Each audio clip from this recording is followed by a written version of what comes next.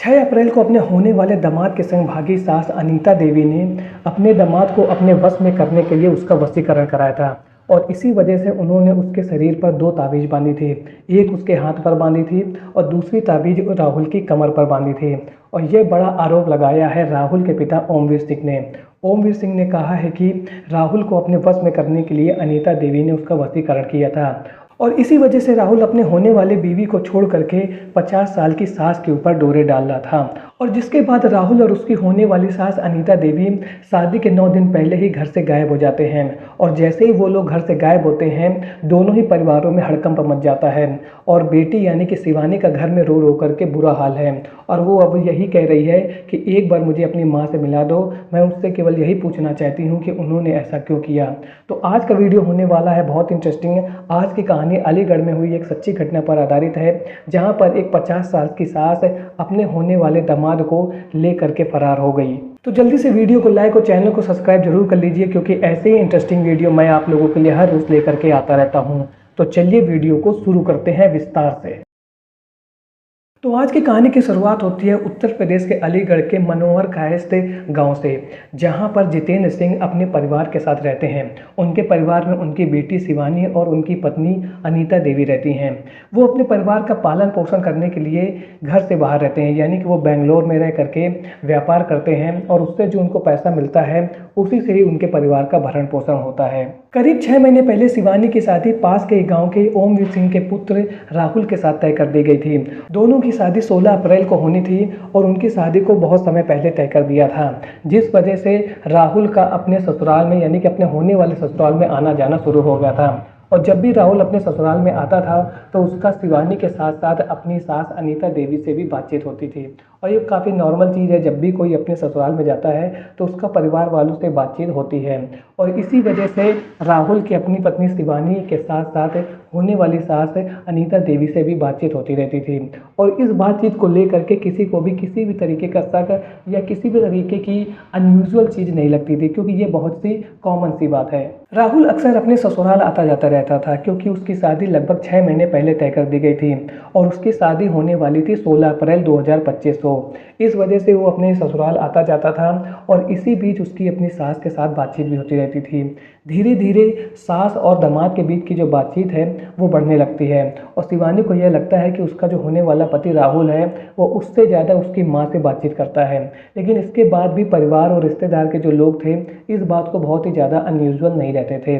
लगभग 4 महीने पहले ऐसा होता है कि इन दोनों के बीच की जो बातचीत है बहुत ज़्यादा बढ़ जाती है और राहुल का अपने ससुराल में आना जाना भी बढ़ जाता है। और इसी बीच राहुल अपनी सास को एक मोबाइल खरीद करके देता है और इसके बाद उन दोनों के बीच में जो बातचीत है वो मोबाइल के थ्रू भी शुरू हो जाती है। परिवार वाले देखते हैं कि राहुल अपनी पत्नी से तो ज़्यादा बातचीत करता नहीं है लेकिन अपनी सास से दिन भर बात करता रहता है।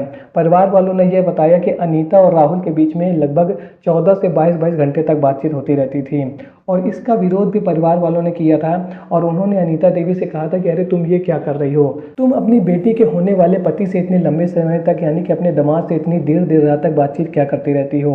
तो अनीता देवी यही कहती थी कि शादी की तैयारियां करना है और शादी की तैयारियों को लेकर के ही हम दोनों आपस में बातचीत करते हैं। लेकिन शिवानी को राहुल और उसकी माँ के बीच होने वाली इस लंबी लंबी बातचीत को लेकर के शक जरूर होता था और वह यही सोचती थी कि राहुल एक युवा लड़का है और वह मुझसे बात ना करके 50 साल की मेरी माँ से बातचीत करता है। लेकिन शिवानी को यही लगा कि जैसे मेरी माँ है वैसे ही वो राहुल की भी माँ है और इस वजह से उसको इस बात को लेकर के कोई भी शक नहीं होता था। और जैसे जैसे शादी की तारीख पास आती जा रही थी घर वाले और रिश्तेदार सभी शादी की तैयारियों में जुट गए थे और इस वजह से कोई भी राहुल और अनीता के बीच में ये जो चल रहा था उस पर बहुत ज़्यादा ध्यान नहीं दे रहा था। और इसी बीच शिवानी के पिता जितेंद्र सिंह बेंगलोर से अपने घर वापस आ जाते हैं क्योंकि उनको घर में आकर के अपनी बेटी की शादी की तैयारियां करनी थी। और वो जैसे ही घर में आते हैं तो सबसे पहले वो कार्ड छपवाते हैं और जो नाते रिश्तेदार थे उनके घर में शादी का कार्ड देने के लिए जाने लगते हैं और इस वजह से वो ज़्यादातर बिजी ही रहते थे और वो भी इस बात पर ध्यान नहीं दे पा रहे थे कि राहुल और अनीता के बीच में लगातार इतनी लंबी लंबी बातचीत हो रही है। 2-3 बार उन्होंने अनीता को टोका था कि तुम इतनी लंबी लंबी बातें देर देर रात तक बातें किससे करती रहती हो। तो अनीता ने यही जवाब दिया कि मैं तो राहुल से बात करती हूँ, क्योंकि शादियों को लेकर के जो भी तैयारियां चल रही हैं और उसको जो भी डाउट होता है वो वह मुझसे पूछ लेता है। लेकिन जितेंद्र सिंह को इस बात का बिल्कुल भी अंदाजा नहीं था कि अभी ये जो बातें देर देर रात तक चल रही हैं ये आगे चल करके एक इतना बड़ा कांड करने वाली हैं जिसकी वजह से बहुत बड़ा भूचाल आने वाला है। राहुल और शिवानी की शादी 16 अप्रैल को होने वाली थी और अब वह दिन बहुत दूर नहीं था और तारीख हो चुकी थी 6 अप्रैल की। और इसी बीच में राहुल अपने घर से निकलता है और अपने पापा से बोलता है कि मैं अपनी शादी की तैयारी के लिए कपड़े लेने जा रहा हूँ, मैं मार्केट जा रहा हूँ और मार्केट से कपड़े लेकर के वापस आऊँगा, हो सकता है मुझे कुछ देरी हो जाए। ऐसा कह करके वो अपने घर से निकलता है और घर में रखे हुए जो जेवर थे जो शादी में ले करके जाने थे, साथ ही जो 50 से 60 हज़ार रुपये जो कैश घर में लेकर रखा हुआ था उसको वो अपने साथ ले लेता है और फिर राहुल अपने घर से चला जाता है।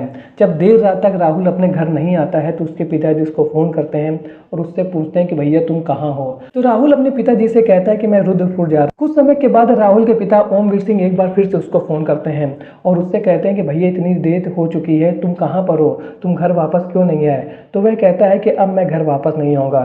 तो वो कहते हैं अरे क्या मजाक कर रहा है भाई, तेरी शादी होने वाली है 1 हफ्ते बाद, तू कहाँ पर गायब है।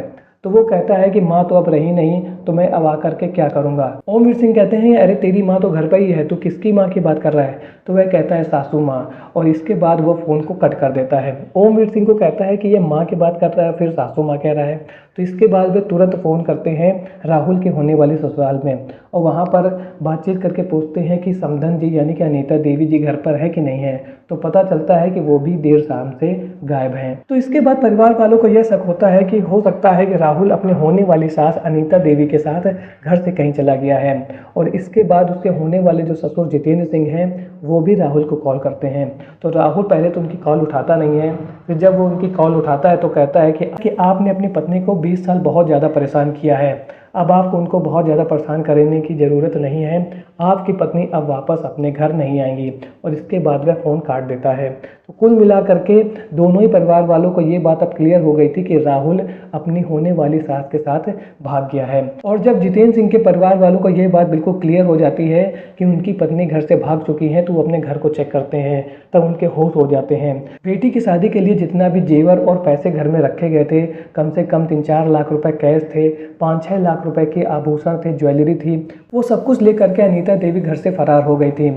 यानी कि अनीता देवी ने अपने सपने पूरे करने के लिए अपनी बेटी का घर उजाड़ दिया था और उसकी शादी के लिए जितना भी पैसे और ज्वेलरी इकट्ठा की गई थी वो सब कुछ वे लेकर के अपने होने वाले दामाद के साथ रफू चक्कर हो चुकी थी। शिवानी को जब यह पता चलता है कि उसकी माँ अपने ही दामाद के साथ भाग गई है तो उसकी तबीयत खराब हो जाती है और इसके बाद वह यह कहती है कि मेरी माँ अब ये सब करने के बाद मेरे लिए मर चुकी हैं, मेरे लिए मेरी माँ अब कुछ भी नहीं है, क्योंकि उन्होंने ऐसा काम किया है जिसकी वजह से मेरे पूरे परिवार की जो इज्जत है वो नाश हो चुका है, उसका वो अब बची ही नहीं है।